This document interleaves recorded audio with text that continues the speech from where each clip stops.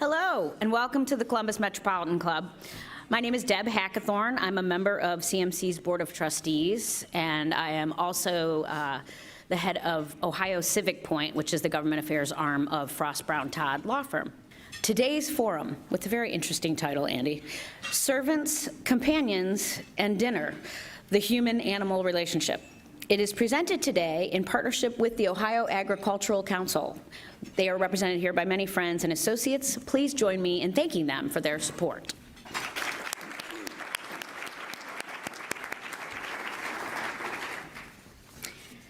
From our earliest days as humans and animals, they have coexisted and been codependent. Dogs and humans, we know, evolved together, and the domestication of livestock marked the earliest paths to settlements and civilization. We generally take for granted the nuances of our complicated relationships with animals, but they are fascinating and always changing. Here to explore these issues with us, please welcome this group of experts. Doctor of Veterinary Medicine and Diplomate, American College of Veterinary Behaviorists, and an associate professor with the Department of Veterinary Clinical Sciences at the Ohio State College of Veterinary Medicine, Megan Herron.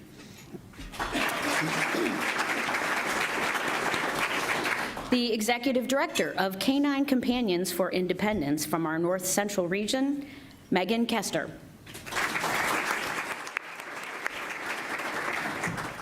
Chair of the College of Food, Agricultural, and Environmental Sciences with the Department of Animal Sciences at The Ohio State University, John Foltz. And finally, Dean of The Ohio State University College of Veterinary Medicine and the Ruth Stanton Chair in Veterinary Medicine, Rustin Moore. Dean Moore is going to provide some opening remarks, and then he will lead our conversation. Take it away. Great. Well, hello and good afternoon, and thank you for being here. Thank you for coming out on what some considered a really bad weather day. We really look forward to engaging you in a very interactive, interesting, and informative panel discussion. I would like to thank everyone here for the invitation, and certainly people that I know contributed, which is Carol Newcomb-Aludo, as well as Andy Campbell and others. And there's a lot of our partners here in the room, whether it's the College of Food, Ag, and Environmental Sciences, Ohio Farm Bureau, Columbus Humane, and many, many more. I'll begin by providing some brief background foundational information that I hope will set the stage for a very robust discussion, and perhaps share some startling facts, things that I was startled by as I started preparing for this. I'll also then start by engaging this esteemed expert panel here in some questions that hopefully will be thought-provoking for you and also raise your curiosity. During the last 15 minutes, we will have some real fun because we will unleash you, no pun intended, in answering some very challenging questions in more of a cross-examination style event. And I do, as host and moderator, reserve the right to defer, delegate, or ask you to answer your own question. So we'll explore the complexity and interconnectedness of human-animal relationships today, ranging from our reliance on them for food and nutrition, particularly a source of protein, companionship, and as service animals. And we will likely only be able to touch the surface of this. This is a very broad topic to cover in an hour, but we're sure to hope to make it stimulating. As we explore various topics regarding this bond with today's panelists, it should become clear that it involves a complex spectrum along this human-animal relationship, including dependencies and perhaps actually competing interests and conflicting perspectives. I'm going to start by talking about the human-animal bond, and there are many definitions for that. The one I tend to like is that it refers to a mutually beneficial and dynamic relationship between people and animals that's influenced by the behaviors that are essential to the health and well-being of both. And certainly some might say that's more relevant to the pet-human-animal relationship, but certainly I think even in the other aspects that we talk about. In many situations, the pet is the most important part of a family structure, and many times it's the most stable and the most meaningful and perhaps the only good relationship a person has.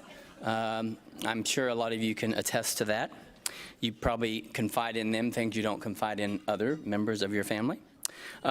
Some interesting things is that most of you may know a woman who is in a situation of domestic violence typically will not leave that situation for fear of what will happen to the pet, and homeless people will not give up their pets to go into shelter. That, to me, signifies a pretty powerful bond that they will take care of the pet before themselves. So with that, I want to ask, how many people here in the room currently have a pet? Raise your hand. Now, keep them up. Everybody who has also had a pet but doesn't have one now. Okay, now, down. How many have never had a pet? My neighbor back there has never had one, but guess what? His son right beside him has two, because he's my next door neighbor, so it's in the family. That's good. So actually, approximately 70 households in the U.S. have at least one pet or companion animal, which is a significant number. And in 2017, there were over 95 million cats and almost 90 million dogs that were owned and in households, which is pretty significant. And actually, in a poll in 2016, 95% of pet owners considered their pet part of the family, some of them more important than their human counterparts. More than 75% of children actually have pets, and here is a really startling and sad statistic to me. Children are more likely to grow up in a household with a pet than with their biological father or siblings. So think about that. And you can imagine the importance of that pet in that child's life as it's growing up. And to that point, 7 and 8-year-old children actually view pets as more likely to provide them with self-confidence, serve as a confidant, and provide them with enhanced self-esteem. So clearly pets provide a great benefit. Actually, in the U.S., in this past year, people spent almost $75 billion on their pets. Only 25% of that was for veterinary services. The rest was food, clothes, costumes, airfare, spa, daycare, toys, and yes, I do that. So that's something that's pretty important purely from a financial perspective. I do want to mention that because of the power and strength of that bond, I'm really proud of Columbus. Franklin County's only domestic violence shelter is moving to a new location, and I don't know how many of you have seen the article, but they will provide kenneling space for pets of those individuals, and I want to big a shout out to Rachel Finney, the CEO of Columbus Humane, who played a big role in that. That shows to me that Columbus is progressive in that area as they are in many other areas.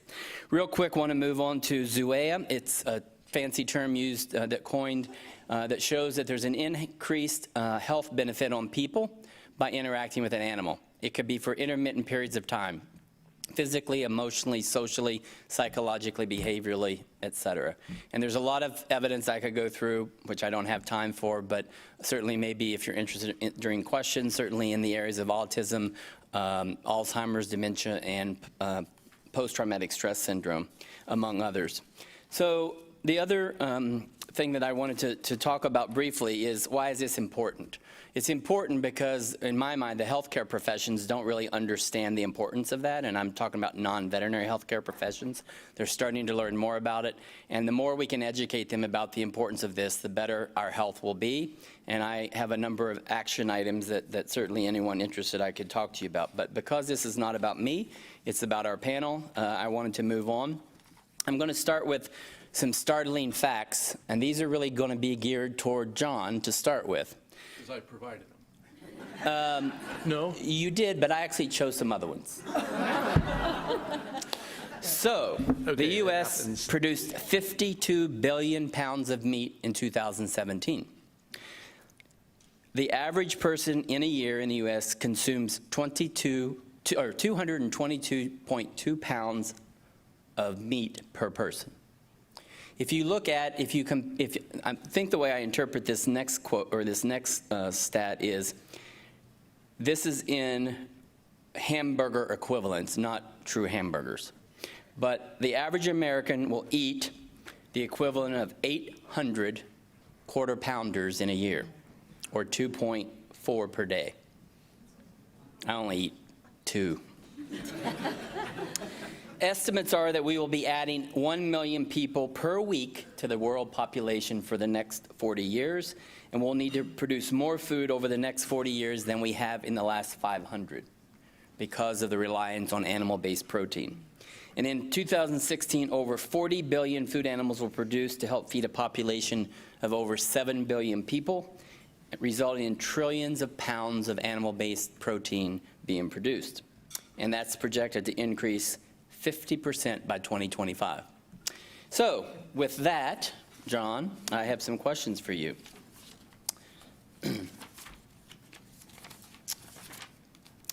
With all of that information that I just shared with you, I'd like you to tell us a little bit about how and why society's outlook on farm animals or livestock have changed in the past several decades, and how has the market responded to some of those shifts to address those needs? So great question, Dean Moore. So the preface that you heard from the Dean talked about how our outlook on animals has changed. And when people find out that I'm the chair of the Animal Sciences Department at Ohio State, I tell them that society's relationship with animals is very complicated. And it was indicated by the title of our presentation today, servants, pets, dinner, okay? That's a spectrum. And it's becoming more complicated today because when I first started teaching my first class at a university, 2% of America's population was involved in production agriculture. Today it's less than 0.5%. And so people love what's served on our plates, but they kind of don't know how it got there. I mean, they do, but actually surveys show that they don't. You know, you go to the grocery store and you buy a steak, and people don't really think of that as coming from a cow or a steer. And so that's actually good and bad. It's great for us in agriculture that we have done such a good job of producing it, but then people disassociate it with where it came from. So to your question, I think that complex relationship that we have presents some real challenges. Dean Moore outlined the fact that we've got to feed more people today. And what do we know about people in developing nations? As they get more income, they want to eat higher on the hog, literally and figuratively, which means more animal protein. And so we at Ohio State are engaged in helping make that happen with new technologies and new research. But we're also challenged to do that in a fair and equitable manner, both for sustainability and for the animal. And so that, I think, is what has changed, Rustin. I started my career after I graduated from Ohio State. I worked for Ralston Purina. You folks are familiar with them, the checkerboard company. I sold livestock feed. And our measure of efficiency in livestock production at that point was, are they producing lots of meat, milk, and eggs? Animal welfare was not a measure that was part of that measurement. Today, that is not the case. We have faculty in my department that do research in the animal welfare area. Society wants us to do things a little differently. They want to make sure that we treat our animals well, that we give them plenty of space, that we maybe allow them to interact in the environment like they would in nature. So I'll use poultry. We ate chicken today for lunch. A lot of movement towards colony cage rather than just small cage layers, so that they can interact in a setting more similar to what they would in the wild, where there's an actual pecking order. That's where that comes from, is poultry. And so put them in a larger cage where they're allowed to do that. But what the trade-off there is efficiency. And so we as a society have to be okay with that. So to your question, things have changed both in terms of societal outlook and what society is asking from us. And I know we have some friends in the ag industry out here. That's what we deal with, is society are the consumers that we provide our products for. And as an economist, I say that we need to listen to them because that's who buys our products. But sometimes it's a challenge to implement what people want. And I've got more things that we can share, but that's probably enough on that question right now. And I think I can add. Well, good. I was just going to call on you, add a little bit to Megan. that. I think looking at from a welfare standpoint and the public perception of what is humane for livestock and what is actually humane, there's a disconnect there. This move towards group housing, move towards free range versus caged. I mean, there are pros and cons, and those sorts, it needs to be done right. I mean, I'm an advocate for animal welfare, clearly, but it needs to be done correctly. I visited farms that have done, group housing for calves, and their welfare was worse than those that were stall cage because they weren't doing it right. So it's not just a movement towards, this seems right, this feels right, but it might not be right. And so it's very complicated. And I think it's great that we have this interconnect between behavioral specialists who know normal natural behaviors and inclinations for these animals and coming together with those working in welfare as well as in the livestock communities and all partnering together so that it's done humanely and done correctly, not just, well, we need to meet this quota of, it must live with 4 other animals, because just doing that isn't right? They can injure each other. A great point. It's The slippery, health, right. all of those sort of things. And so the challenge is it's very complex because sometimes people only focus on one area. But I have yet to meet a livestock producer or a farmer that says, I mistreat my animals. Right. They want them to be handled and dealt with fairly in a humane way. They want them to be healthy, and some of the things that we're asked to do are not good from a health standpoint, and that is animal welfare. Just as a follow-up question, I think related to this is obviously there's a need for more livestock production to feed this growing population. But could you speak also about perhaps some of the risks, certainly around the globe? 1 in 4 illnesses in people is foodborne illness. And what do veterinarians or what do animal scientists do to help prevent that and preserve food safety and security? So great area, an area of huge debate right now, antimicrobial resistance. There's a lot of stones that people throw.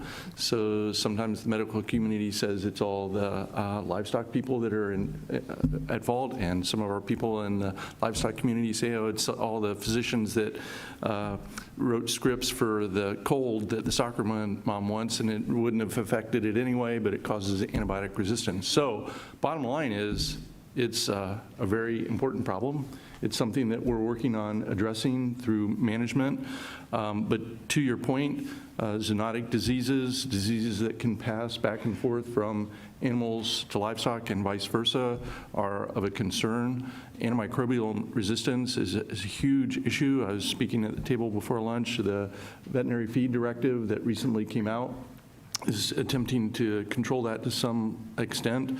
And so there are things that we can do from a management standpoint that can assist and make sure that we don't have to use as much antibiotics in our feed. I will say that when I started with Purina, we regularly put antibiotics in our feed because it is a scientific fact that it is a growth promotant.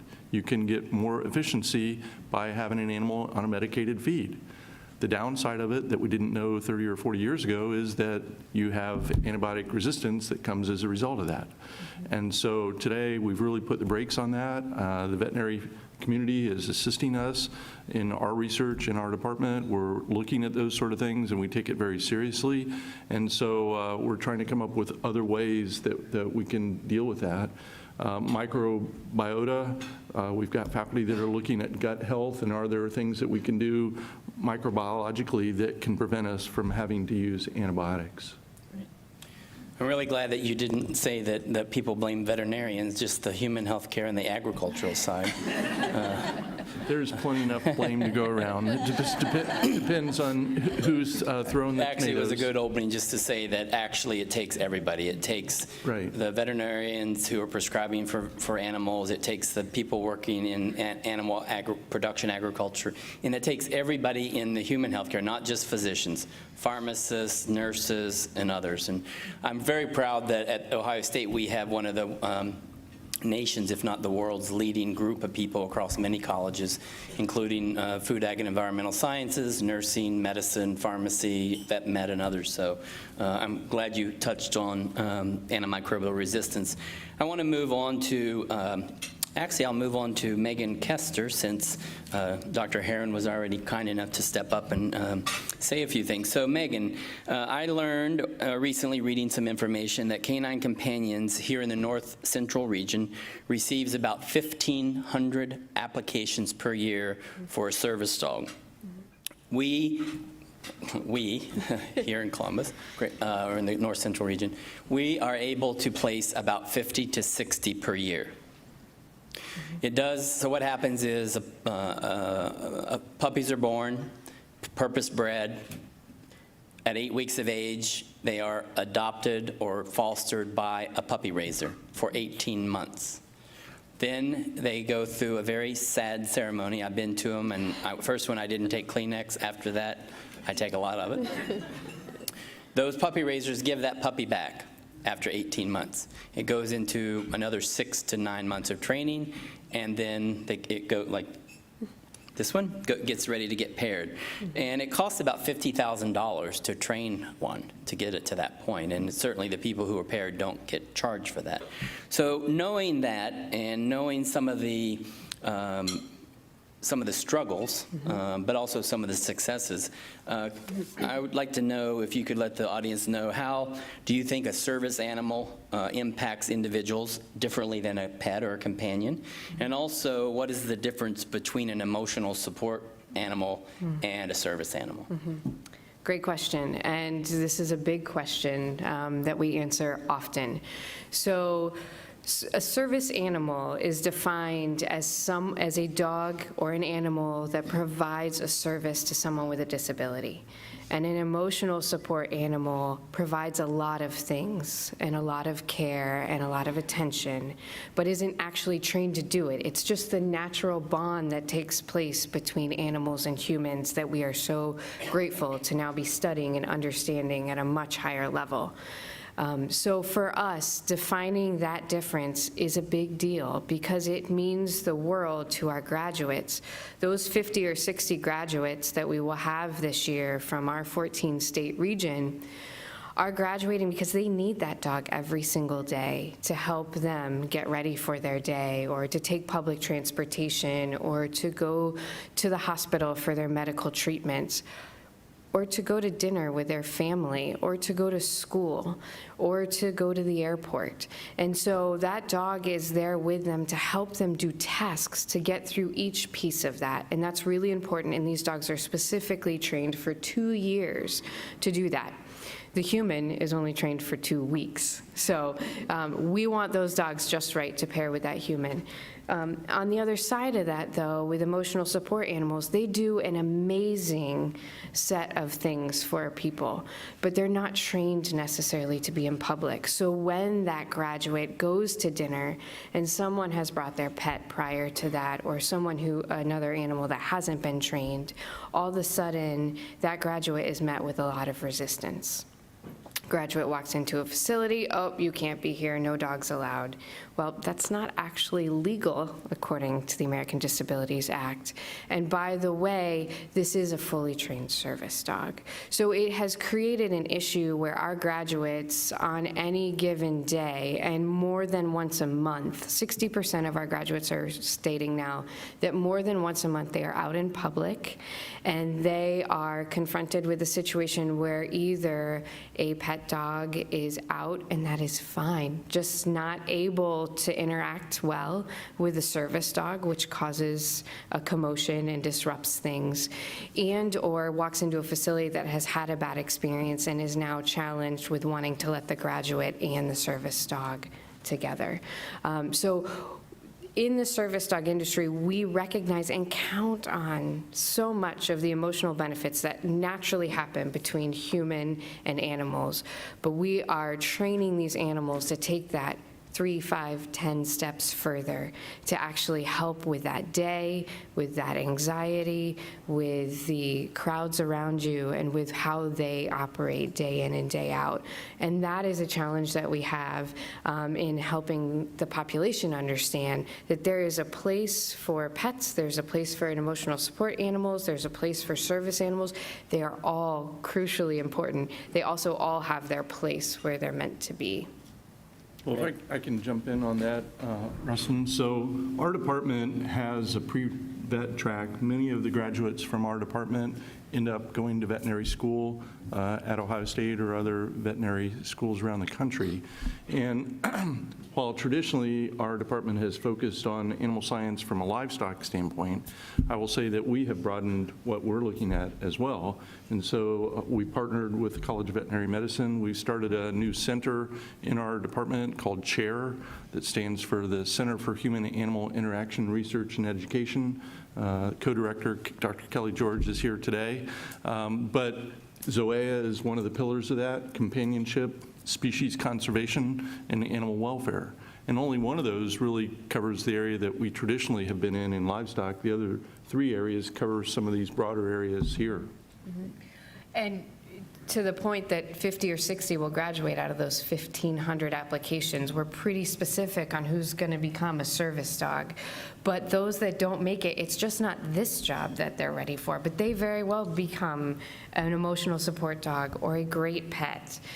So they have those entities. We are actually partnering with universities and colleagues around the country too to understand how can we make these decisions, not just because we've spent a year, 2 years following this dog and understanding their temperament, but we're actually doing cognition testing and looking at, so when our dog walks up and wants to get the treat out of the box, if they can't do it and they sit down and look at their person in the room, they're going to be a great service dog. They're ready for that next command. If they're going to dig through it and try to get to it and going to figure it out, they're going to be a great dog. They just might not be a great service dog, and that's okay.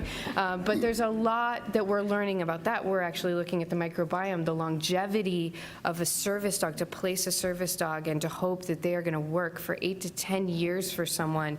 It takes a long time to really build that partnership where these two are on autopilot, and we want them to work as long as possible. So the health and the well-being that we've learned from everyone in the industry is also helping us understand how we can create a longer lasting bond between that dog and that person. And Megan, I think it's so important for you to share just how much goes into these dogs. I have clients very frequently say, all right, I'm here, I'd like my dog to be a service dog. And I always say service dogs aren't normal. They're not. They're abnormal and extraordinary. They're extraordinary dogs. And it starts with their genetics, right? Mm-hmm. I mean, there's so much goes into selecting the parents of these dogs, because that temperament isn't typical, not whatsoever. Yes. So this Guchette's cutie here, Yes. She's not your average Labrador. Yeah. She's 1.5 and she's still laying down right here. That's not normal, so don't expect Asleep. that from your Labrador. My dog would not do that. And to that point, I don't know how far afield you want to go, Rustin, but we have faculty that are looking at genetics and genomics related to that, and all of you are familiar with it. We've got these technologies today, the CRISPR technology. Can we use that for good or ill? I tend to think that we'll use it the proper way, but it can be used the wrong way as well. And specifically to your point, we had a graduate from our department that landed a very large Department of Defense grant to look at military dogs, bomb sniffing dogs, because the military spends $750,000 per dog to get those dogs trained, and it turns out that those dogs are a bit more genetically predisposed to cancer and some other issues, and they would like to figure out why and how that works and to figure out a way to stop that. Okay, so I'm glad that this dog laying beside me is the only one here asleep. Or if you're sleeping, you at least have your eyes open. So I want to go back to Megan Herron, and I have a few questions. I'll try to lump them together because for the sake of time. So tell us about the guilty look. I swear my two dogs, who you very well know because they've been in behavioral training, Travis Lincoln and Teddy Luther, I swear to God, they are probably the smartest dogs ever, right? Oh, absolutely. Number one. But could you tell me more generally about dogs' cognitive abilities, and do they really understand when we talk to them? Yeah. So the guilty look, I have this conversation almost daily, but he knows. He knows, and I can tell. I walk in the house and I know he's gotten in the trash. And I can speak from experience. I would walk in my house and I know there's trash all over my kitchen, just the way my dog is acting. And so how can they not know, you know? Or if I've tried to tell him, or I have clients, well, I rubbed his nose in it when he pooped in the house, so he should know better. I told him so. And so when you look at the dog brain and learning, they have a lot of limbic system, and they have a little bit less cerebral cortex than we do. So they make very, very good emotional connections, and they do make cognitive connections, and they can think they're problem solvers, but it's differently than we are. And so consequences for their behavior need to happen pretty darn quick, like within 1 to 2 seconds. And so I tell people, well, you know, if there's a positive or beneficial consequence to their behavior, then they're probably going to do it again. So what was the benefit of getting in the trash immediately? Oh, that rotten leftover chicken tasted great.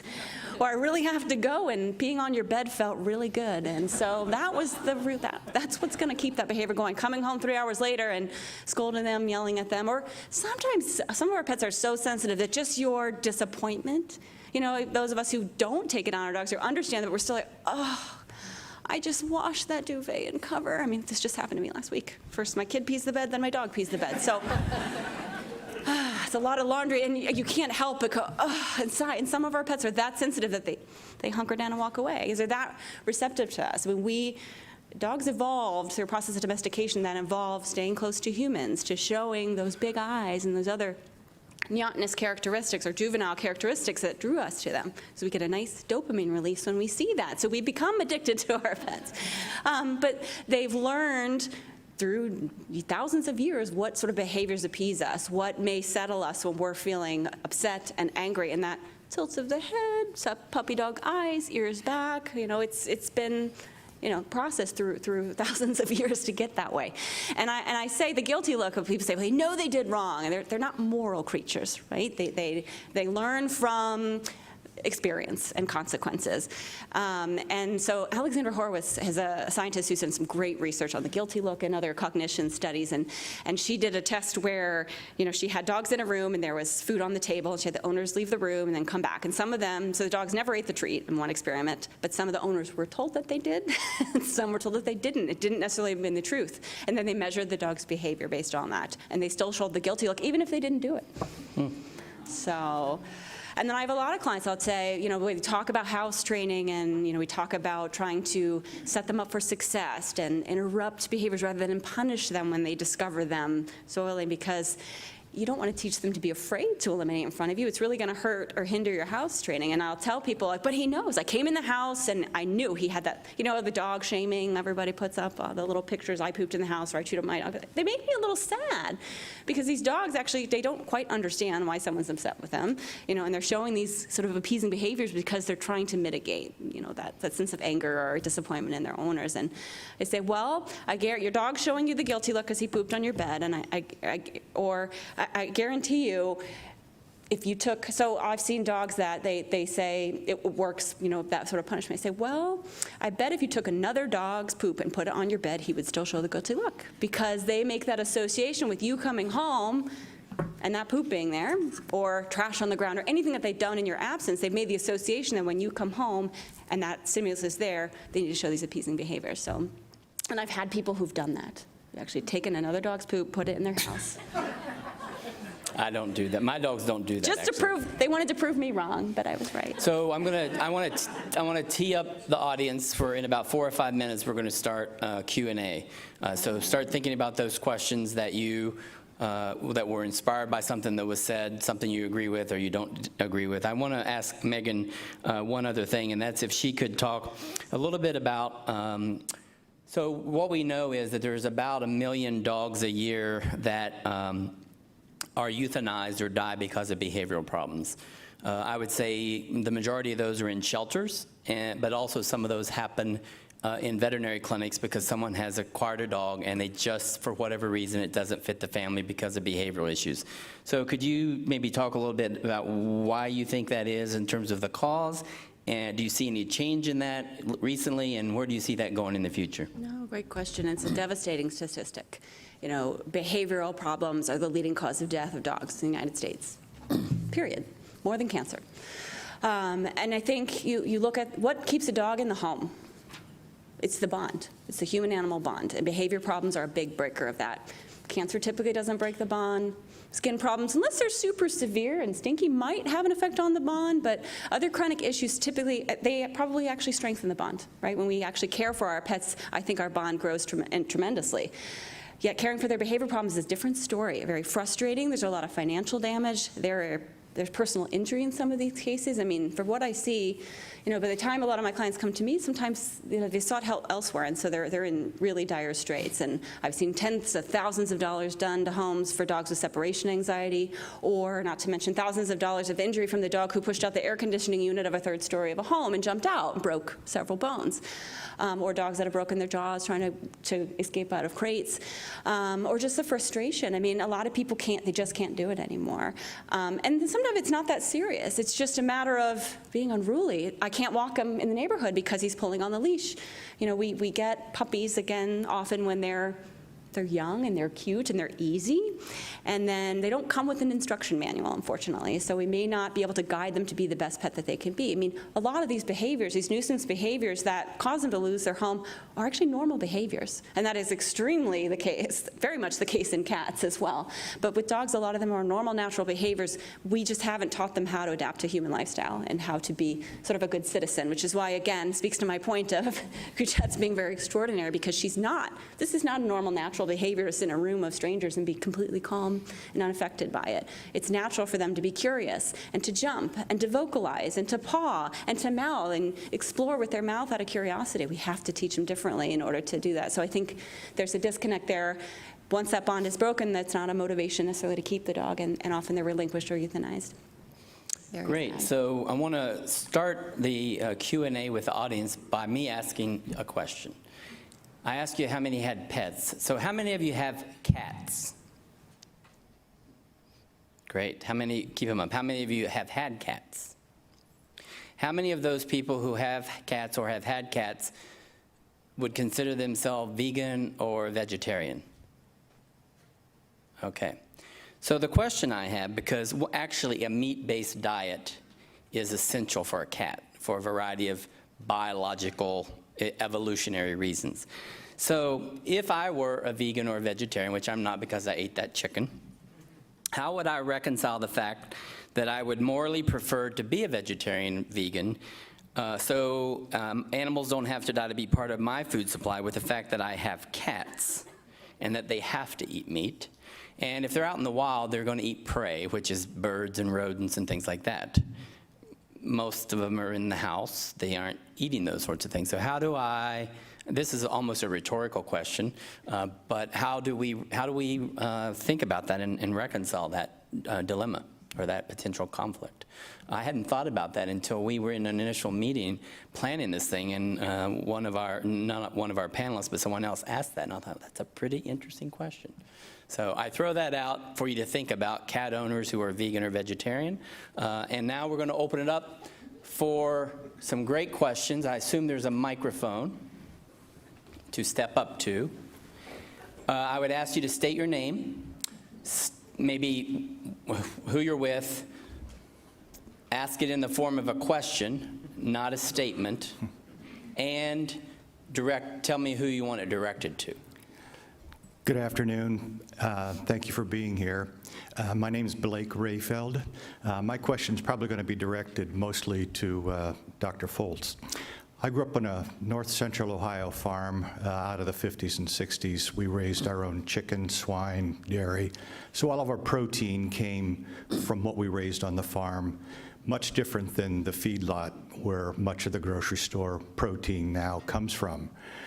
My question relates to seems to be significant debate about free-range animals interacting freely with their environment versus the feedlot protein that is quite often on our shelves.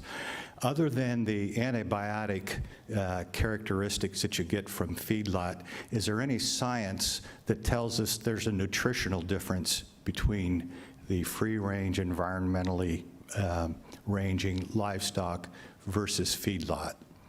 Wow, I think the quick answer is no. Now, my colleagues may disagree, but yeah, I think beef is beef. And so how they were raised does impact other things in terms of sustainability, whether they were raised with antibiotics or hormones or not. That wasn't really the basis of your question. It was feedlot versus home on the range. I'm not aware of any scientific studies that would say that there's any difference. I don't know that there's scientific evidence, but certainly those beef that are raised in a feedlot are, the grain is poured to them like crazy, and I think in general tend to have a higher marbling or fat than grass-fed range. So I would agree with that. Yeah, but that's a feeding regime as opposed, yeah, I don't know, but it could have an impact on one's health in terms of cholesterol and other. No, that's very true. And today you can buy grass-fed beef in the grocery store just like you can buy well-marbled beef, which was probably raised in a feedlot.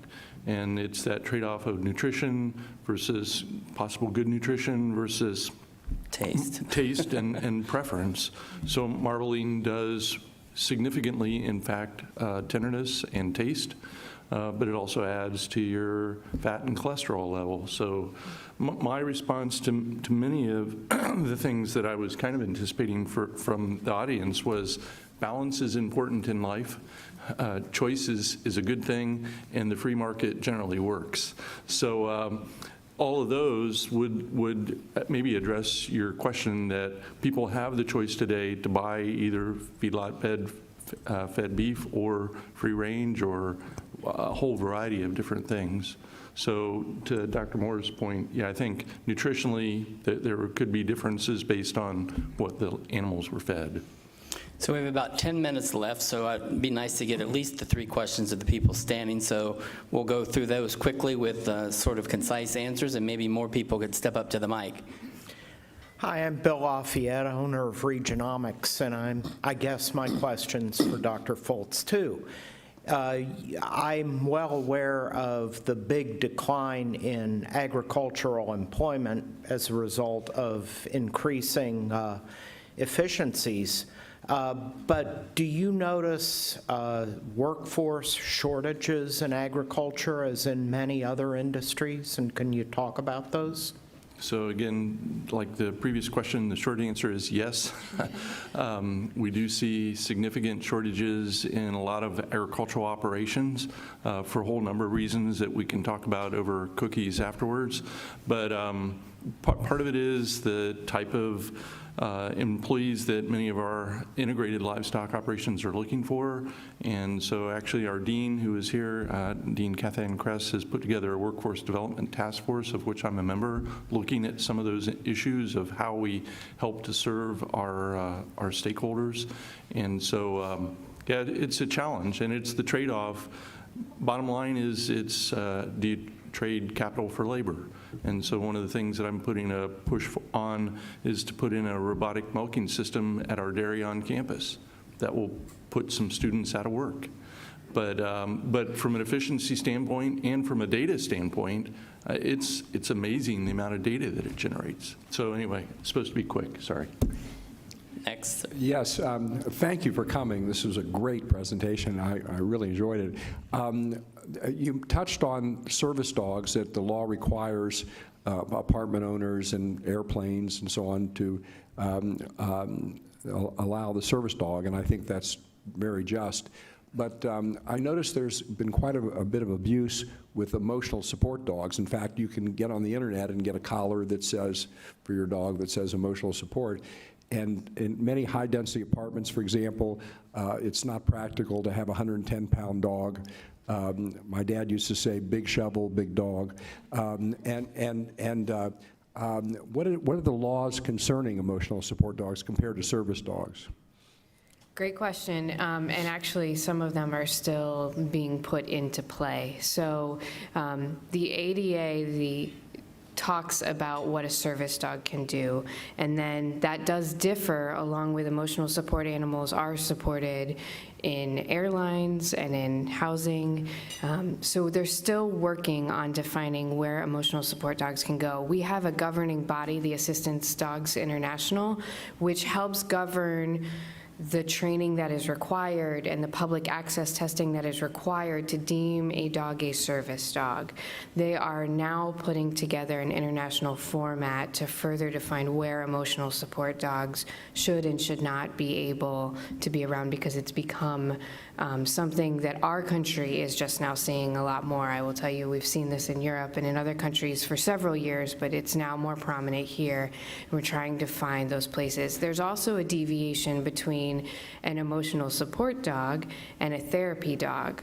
So an emotional support dog is a dog that we own, that we are utilizing to help ourselves, and a therapy dog is maybe a dog that I own, but I have trained to become a therapy dog that I'm now taking to hospitals or assisted living entities, and they are providing that comfort and emotional support. So the longer the conversation goes on, the more deviations we receive. And then the other problem is when we look at how do we verify that this is a service dog, we have not been able to do it at the federal level. So it is still state by state that we are going through and passing legislation in order to say, we want this patch to be prominent to say this is in fact a supported assistance dog entity. So it is a challenge and a place for advocacy for us right now.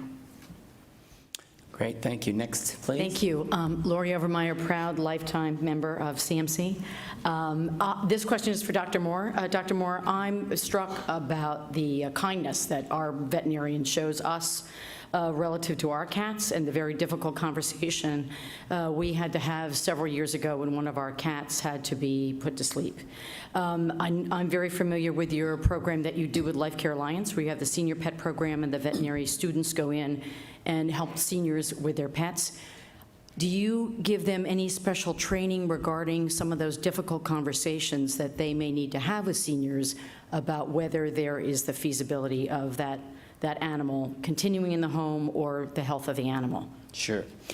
Everybody heard the question, I think. So the short answer is yes. We've had an outreach medicine program since 2009, primarily working through Life Care Alliance with homebound, typically elder and medically challenged, because the pet is the most important thing in their life. They don't have access, they don't have transportation, and we've done that and done it well. We've actually, in the last 2 to 3 years, went from 1 day a month helping that organization to 4 days a week helping 7 community organizations with vulnerable populations of people. That's homeless, homebound, low income, HIV/AIDS, and elders. We actually teach communication training in our curriculum, and it's communication training around difficult conversations, whether it's euthanasia, whether it's I don't have the money, what do I do? But we also now partner with the College of Social Work, and they go in with us, and starting soon we have a grant that the College of Nursing, the College of Social Work, and the College of Veterinary Medicine will all go in those homes, and this starts with Life Care Alliance. So the nursing folks can help from the healthcare perspective, social work can help from the social services perspective, and we can start and continue to do what we do, because we were getting all these questions about social services and things which, you know, we're typically, although we're great, we're not equipped to sort of deal with. So it's a wonderful program, broad throughout the city. More and more people are coming out wanting that, and it's really important for our students. Now, our faculty, they're with them. It's not they're in there by themselves. But I really want to stress it gives 3 things in addition to medical experience. It raises social awareness, it builds cultural competencies, and it instills civic responsibility. So when they graduate and go off into their careers, they are going to be doing that in their communities. Hi, Steve Heiser, and I would like to say that my wife and I are proud supporters of the OSU College of Veterinary Medicine. And, but I would like to ask, if you have multiple animals, multiple dogs or dogs and cats, how does that change the dynamics of the animals and of the humans in the family? Excellent and complicated question. I don't have a short answer for that. I mean, living with multiples is always going to pose a challenge. Just like the more people, more roommates you have, the more conflict you're going to have, or more potential for conflict. And most of us who are animal lovers are multiple animal lovers. So we have multiple cats and multiple dogs, or living with dogs and cats, and I can actually show you a great video of my dog and cat wrestling and chewing on each other, which isn't always the case. Sometimes our pets can be a threat to each other. I mean, I guess starting with cats, because we have a lot of multi-cat homes that we see, And a lot of people think that cats are naturally asocial, and that actually isn't the case. Cats are social creatures. If you look at the colonies of feral cats living out there, they're actually very large groups, if allowed to get to that point. So they are social creatures. I think a lot of times we get them and we don't socialize them well, so maybe they aren't used to living with other cats. But if you have cats around other cats or they're pretty young, they actually can do quite well together. Studies have shown that the younger they are when they're introduced, and if they're related, they have a better chance of getting along. And I always just talk about, cats.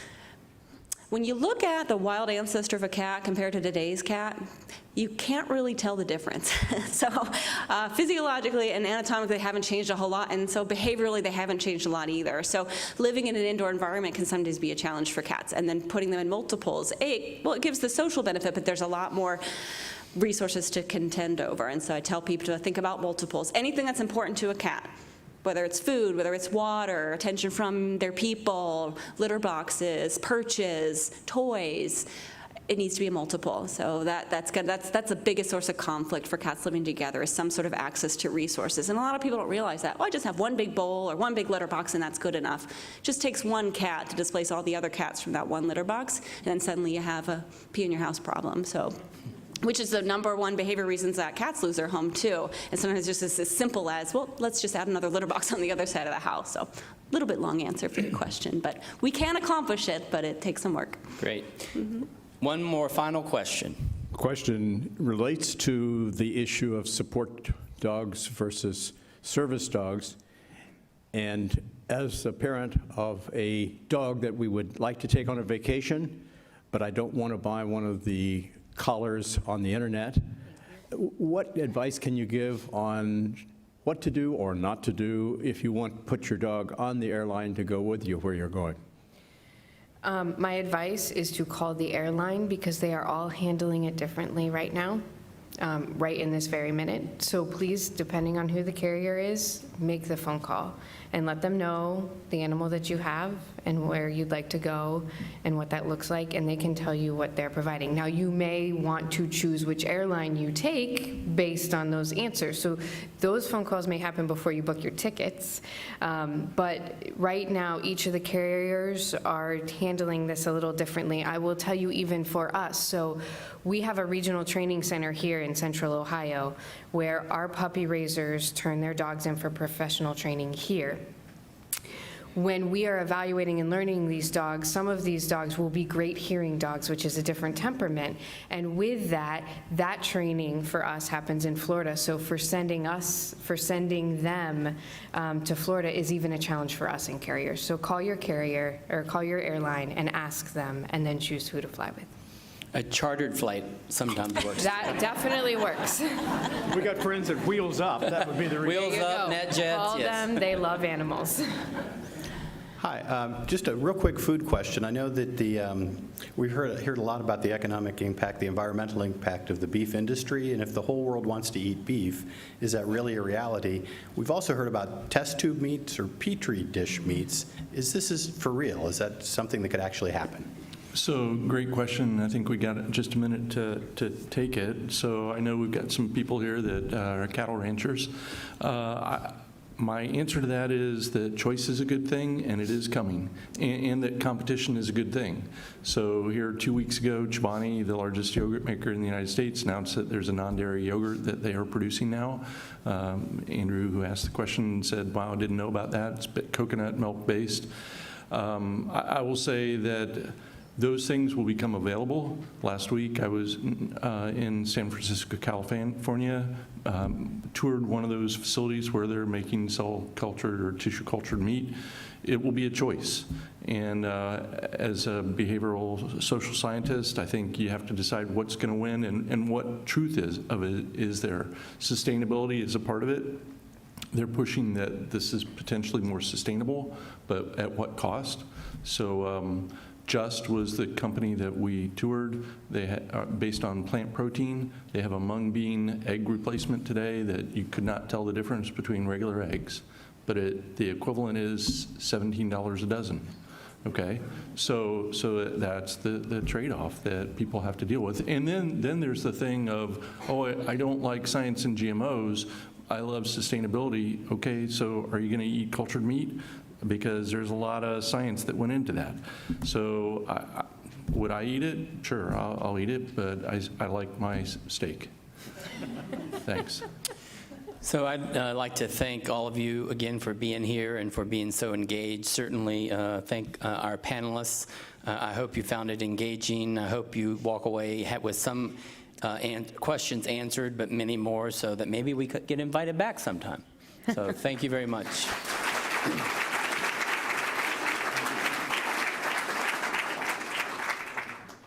So we hope you found today's forum meaty. Come on, I had to come up with something. Thanks again to our partners, the Ohio Agricultural Council, for their sponsorship today. And finally, let's thank our panelists, Megan Herron, Megan Koester, John Foltz, and Rustin Moore.